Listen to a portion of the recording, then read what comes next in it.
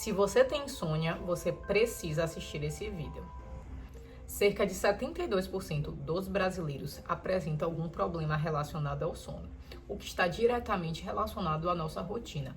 O estresse, o excesso de trabalho, o excesso de telas, de cafeína, e isso impacta diretamente na saúde mental e na qualidade de vida.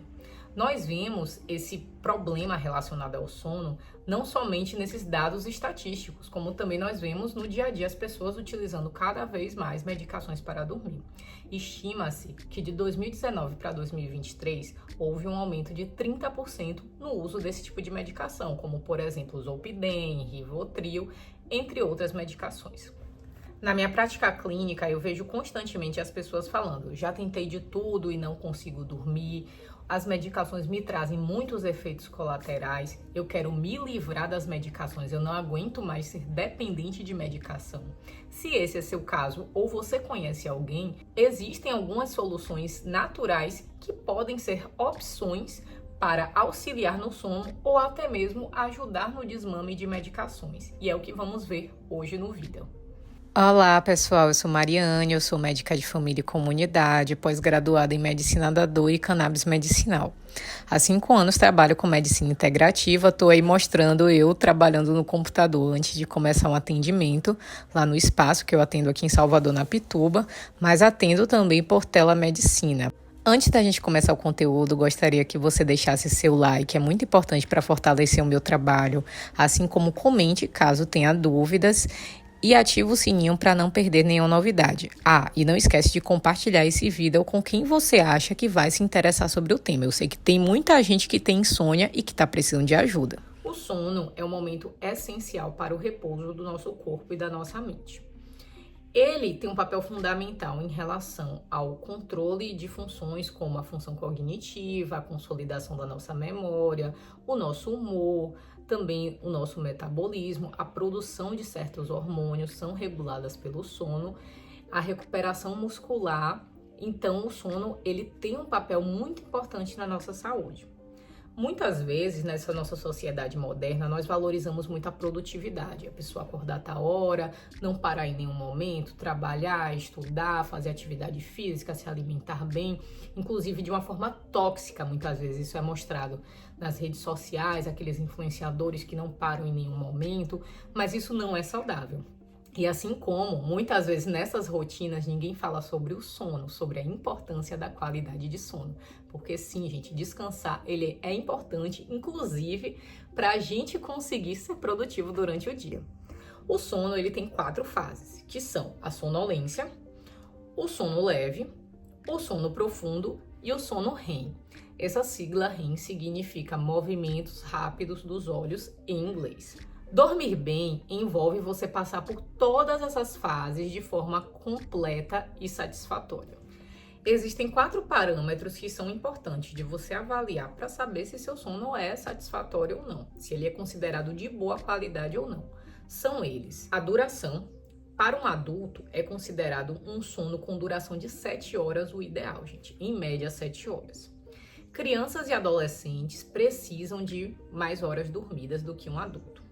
Além disso, se você é, por exemplo, uma pessoa que pratica atividade física, pode ser que você precise mais de sono, assim como uma pessoa que passa por um dia estressante, pode ser que naquele dia você precise mais de sono, mas a média para um adulto seria entre 7 a 9 horas de duração. O segundo parâmetro é a qualidade. É importante que você passe por todas as fases do sono, como eu acabei de falar, essas 4 fases.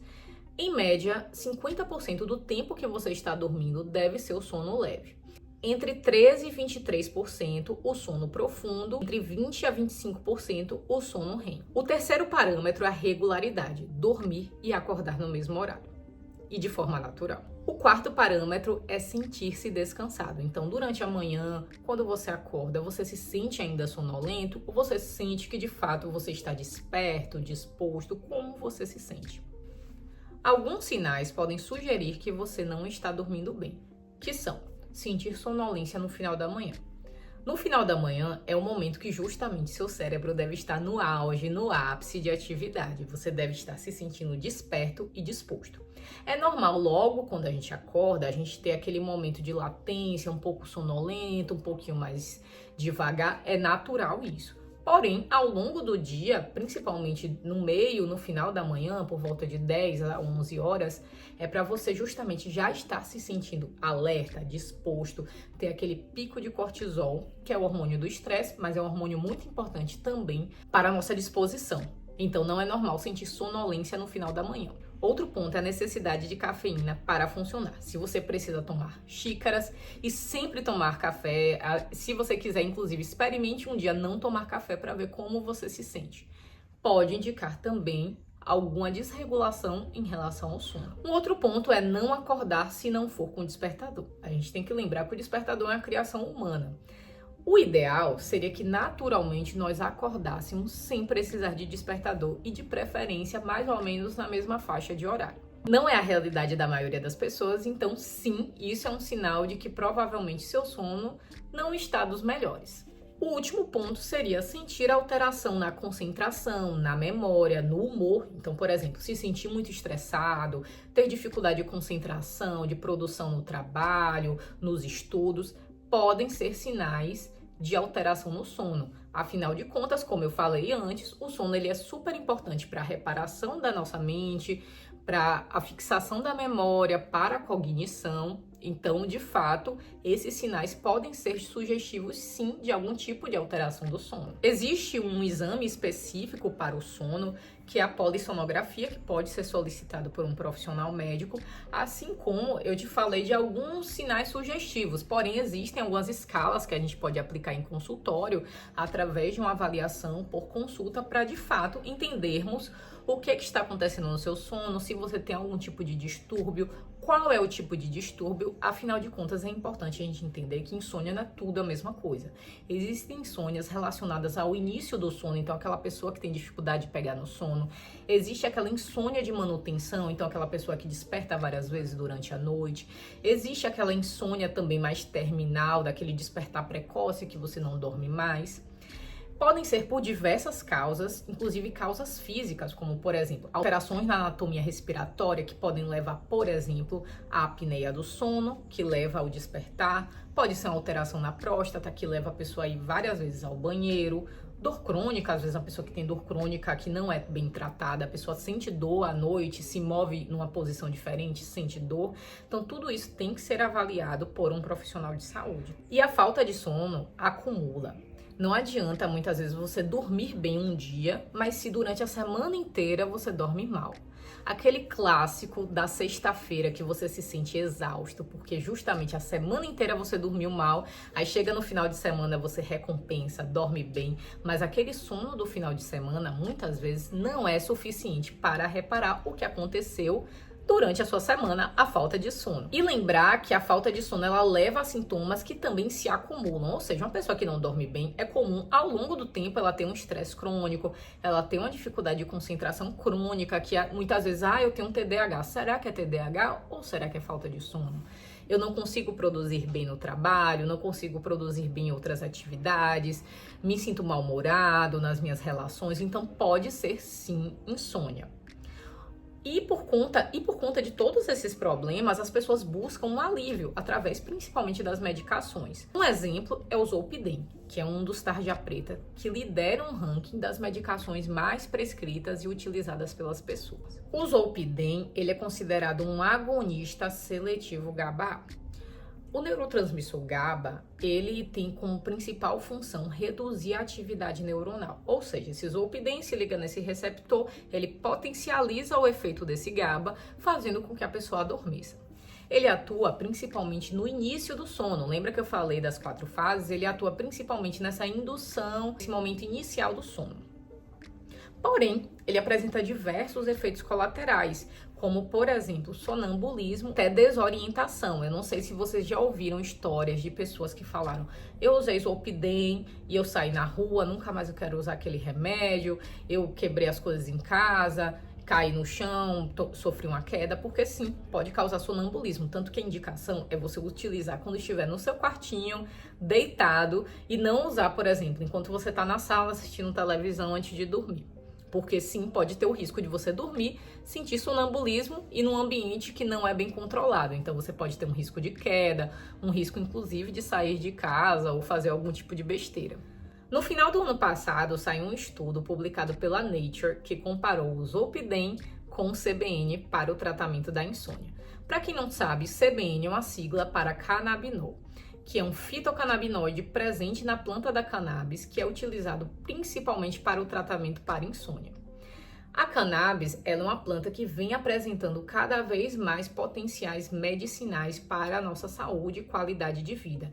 Diversos estudos estão sendo feitos, principalmente nas últimas décadas, mas na verdade já é uma planta ancestral que já é utilizada pela humanidade há muito tempo. Infelizmente, por todas as questões políticas, esses estudos eles foram atrasados, mas nas últimas décadas, principalmente nas últimas 2, 3 décadas, os estudos vêm cada vez mais crescendo e provavelmente você já deve ter ouvido falar. O estudo foi realizado em ratos e comparou o CBN com o Zolpidem. E qual foi a conclusão?